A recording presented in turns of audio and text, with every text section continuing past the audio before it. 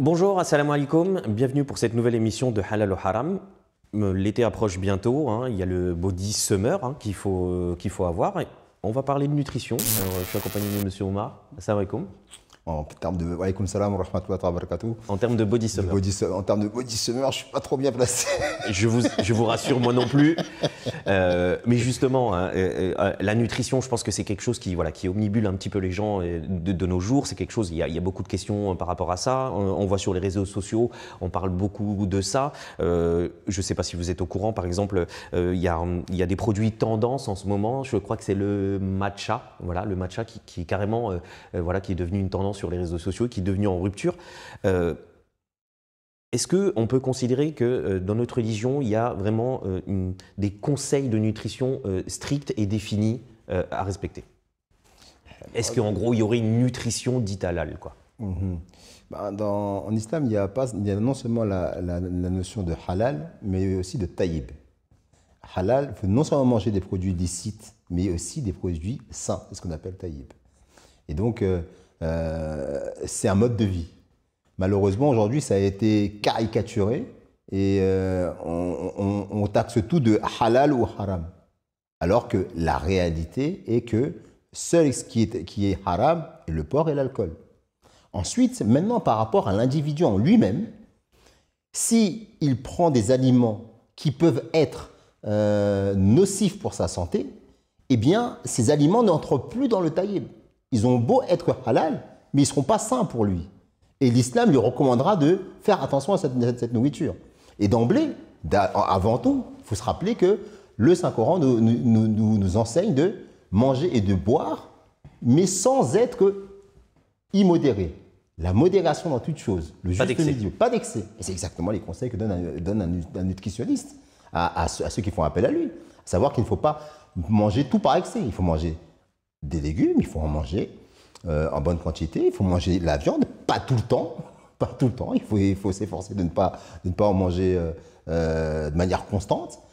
Et quand vous prenez l'exemple de la vie du Saint-Prophète, il y a une anecdote à ce sujet qui montre comment, quand les enseignements islamiques sont bien appliqués dans l'esprit de la lettre, comment on est un modèle de diététique.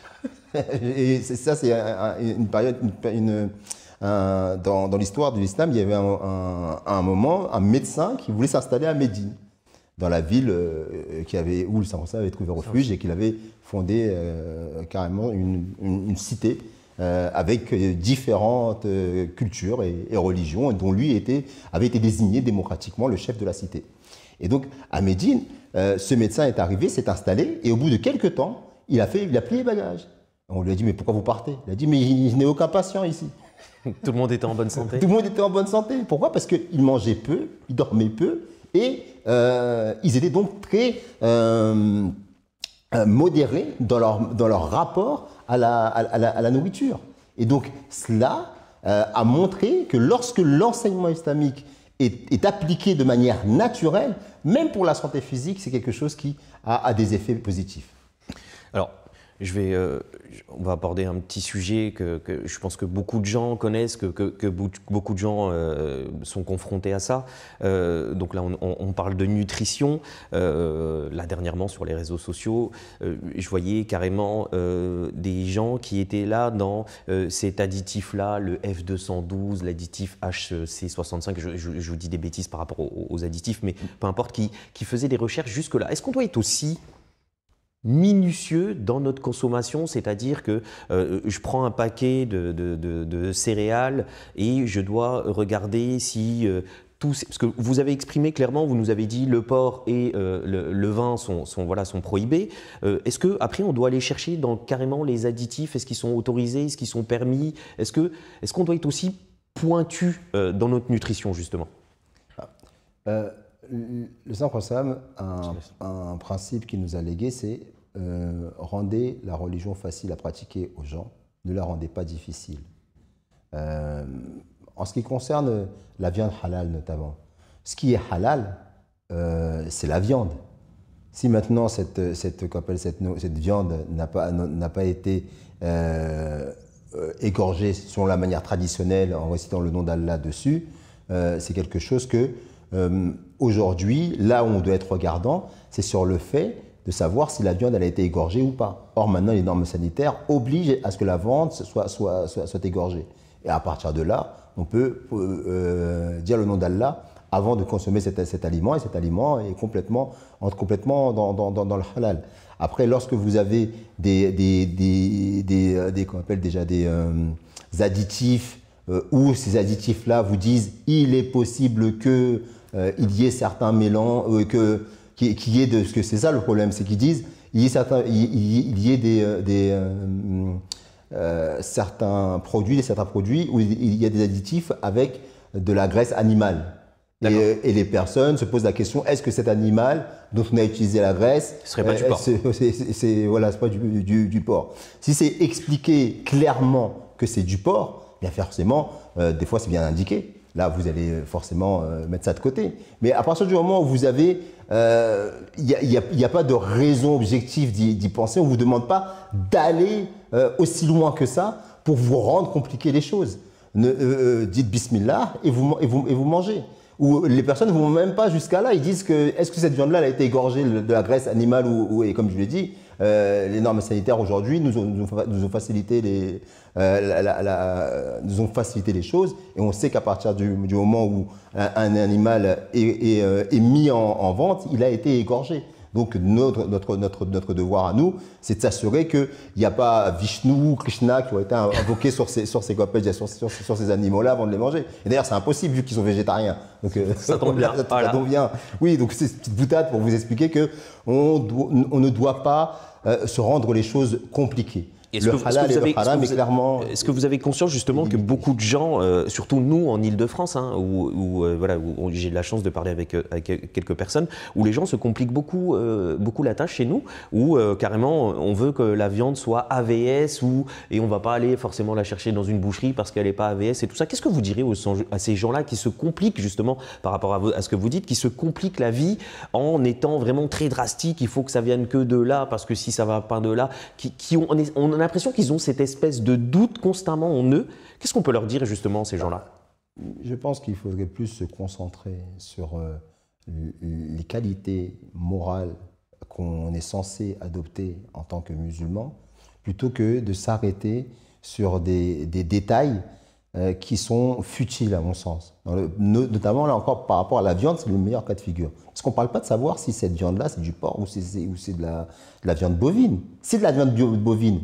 Et comme je l'ai déjà expliqué, à partir du moment où ça a été égorgé et que les normes sanitaires interdisent un mode d'abattage différent, cette viande-là, elle n'est pas haram.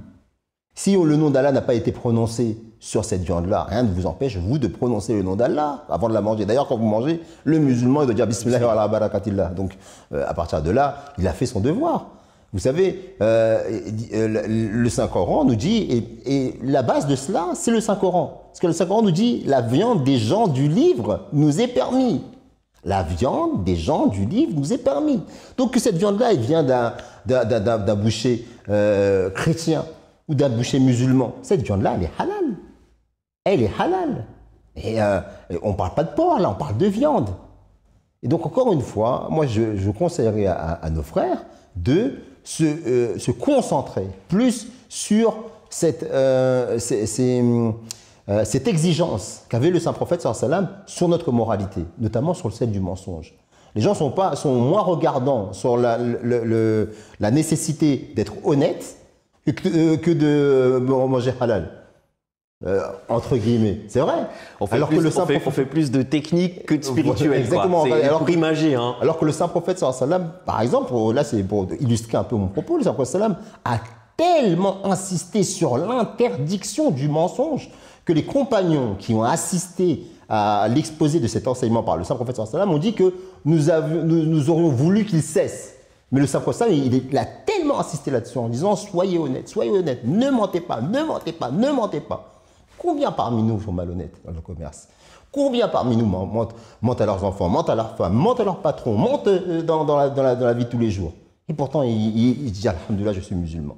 C'est plus sur ces questions-là, de l'honnêteté, de la moralité, du comportement du musulman qu'il doit avoir par rapport à ses voisins, par rapport à sa famille, par rapport à son entourage, qu'on doit insister, qu'on doit être vraiment à cheval, et drastique, rigoureux, que sur ces questions-là qui sont futiles et qui ont déjà été tranchées, puisque le Saint-Coran nous a expliqué que la viande des gens du livre vous est permise. À partir de là, pratiquez votre religion sereinement, arrêtez de dépenser toute votre énergie sur des futilités et délaissez l'essentiel, qui est le comportement exemplaire que doit avoir le musulman dans la société. Alors, on va revenir, merci pour ces explications, on va revenir vraiment sur la nutrition. Comment vous expliquez que, donc là justement, on a parlé d'aliments taïeb, donc qui sont bons pour nous, qui sont sains pour nous. Comment, par exemple, souvent, moi je suis d'origine maghrébine, souvent quand je vais chez le médecin, il me dit, voilà, malheureusement, au vu de vos origines, vous risquez de souffrir ou vous avez tendance plus facilement à avoir des problèmes de diabète. Parce que on mange beaucoup de choses qui sont sucrées, les gâteaux, les machins. Pourquoi on s'est éloigné justement de tous ces enseignements ou notre nutrition? C'est culturel. C'est vraiment la culture. C'est culturel. Vous savez, il y a la théorie, il y a la pratique. La religion, c'est un enseignement théorique. Si vous respectez cet enseignement théorique, vous allez en bénéficier des fruits. Si vous ne le respectez pas, eh bien vous allez en pâtir des conséquences. Et je suis bien placé pour le dire. Nous sommes bien placés pour le dire, c'est vrai. À partir du moment où si vous adoptez réellement la discipline, la rigueur, notamment dans la nourriture, dans la consommation de boissons halal, bien sûr, que l'islam enseigne, eh bien, il y a nombre de maladies que vous allez éviter. Mais encore une fois, le domaine sanitaire est aussi un des signes qui montrent que le musulman s'est éloigné de sa religion. C'est pas parce que l'islam a le meilleur enseignement, c'est ce que déclare le Saint-Coran, et nous croyons avec force à cela, que c'est l'enseignement le plus adapté, l'enseignement religieux le plus adapté à notre époque, que ce soit pour les musulmans ou les non-musulmans, que les musulmans sont les meilleurs. Ils seront les meilleurs. Ils peuvent être les meilleurs, comme le dit le Saint-Coran, quand il dit vous êtes une communauté qui a été suscitée pour interdire le mal et ordonner le bien. Et c'est en cela que vous êtes les meilleurs. Quand cette communauté était comme ça, elle était la meilleure des communautés. Et les musulmans qui avaient le meilleur enseignement étaient les meilleurs des hommes. Alors, à partir du moment où l'enseignement, lui, n'a pas été modifié, il est toujours aussi excellent, mais qu'il n'est pas mis en pratique. Donc forcément, le contraire de ce que l'enseignement est censé produire se produit. C'est pour ça que dans le domaine sanitaire aussi, on a un signe de décadence du monde musulman. Et on le déplore.